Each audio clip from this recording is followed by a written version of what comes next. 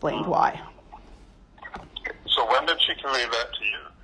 She issued the Section 13 back in September when I was down in Australia for whatever that, for the Five Eyes. And then all of this I have a timeline of every single conversation and everything that everybody's said to me on this. So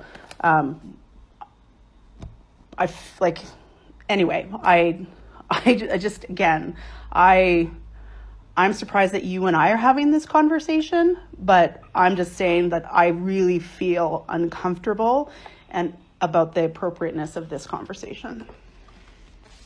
Okay, I understand that, but I think his view is he's not asking you to do anything appropriate or to interfere. He's asking you to use all of the tools that you lawfully have at your disposal.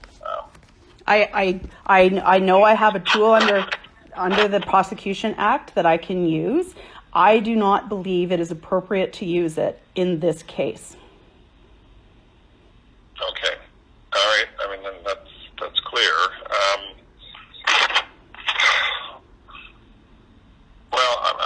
He's in a very firm mood about this. So does he understand the gravity of what this potentially could mean? This is not just about saving jobs.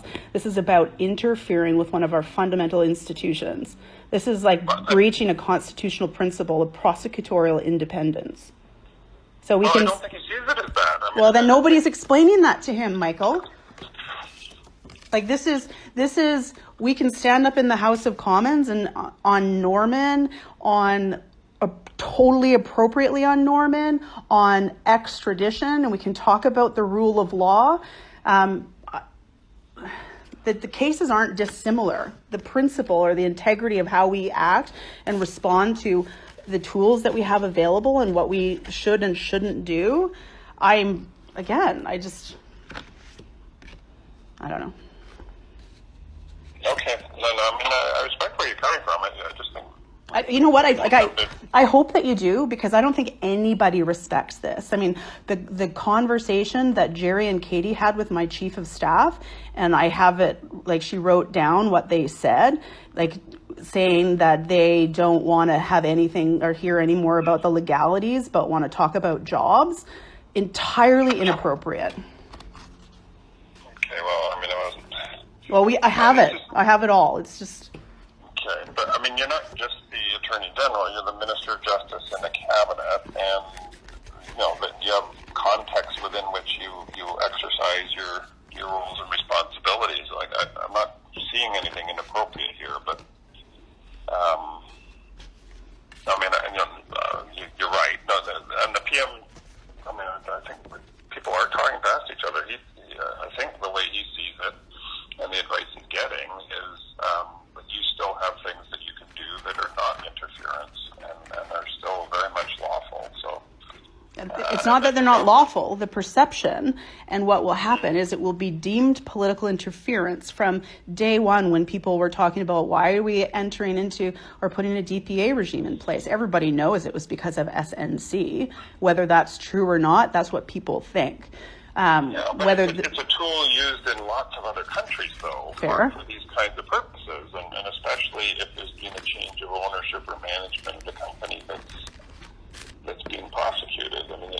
It is a public policy tool. Fair, but in our MCs all the way up, and in the law that we changed, we gave the Director of Public Prosecutions the discretion to enter into the DPAs and a judge to oversee the regime. There is no guarantee in any particular case, this one or the ones that will come, that they'll enter into the DPAs or think it's appropriate to do so. And that's what we consciously made the decision on when we decided as a cabinet to enter into this process, and I amending the law. Is there anybody that can talk to Kathleen about the context around this, or to get her to explain why she's not? I guess the company has dealt with her directly, but the company has. And Michael, there was a preliminary inquiry. I'm still trying to get an update on what happened at the preliminary inquiry. Like the suggestion that I made ages ago, which Jerry talked to you about in Montreal, was like if nobody from the company ever contacted me or sent me a letter expressing concern, had that happened, I would have done what I believed appropriate, would have been to forward that letter on to the Director of Public Prosecutions. I think they made direct representations to the prosecutor, though, and they tried to make a public interest argument and so on and so on, but they get the impression they're not being listened to. So, yeah.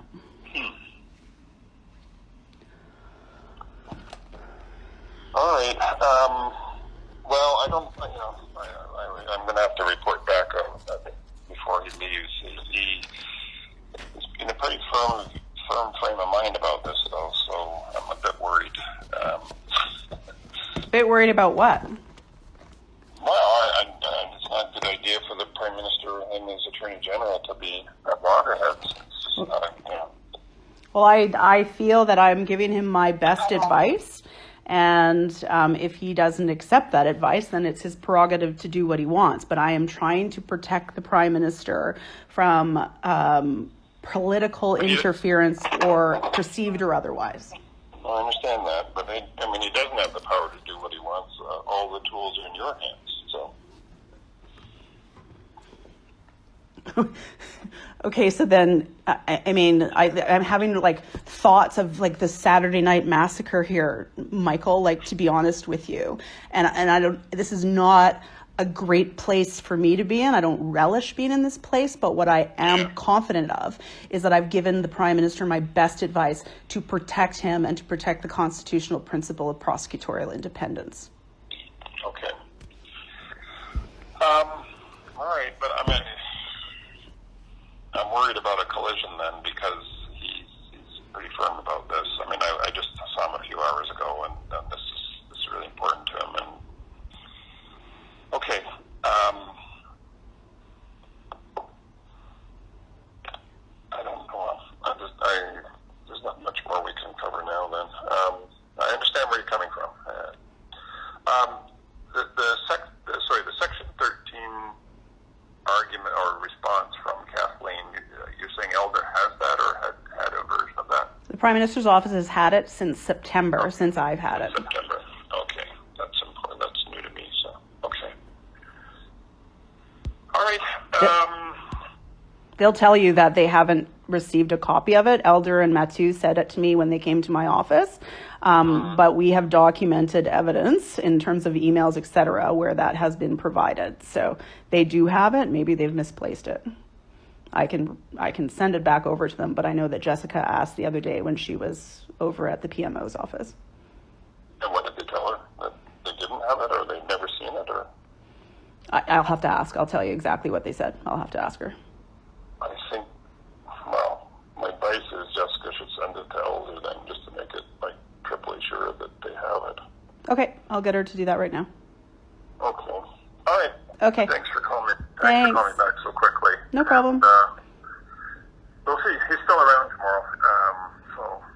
There's a number of things on the go right now. So I'm waiting for the other shoe to drop. So I'm not under any illusion how the Prime Minister has and gets things that he wants, and I'm just stuck doing the best job that I can. Okay. All right. Okay. Talk again. Thanks. Bye-bye. Bye.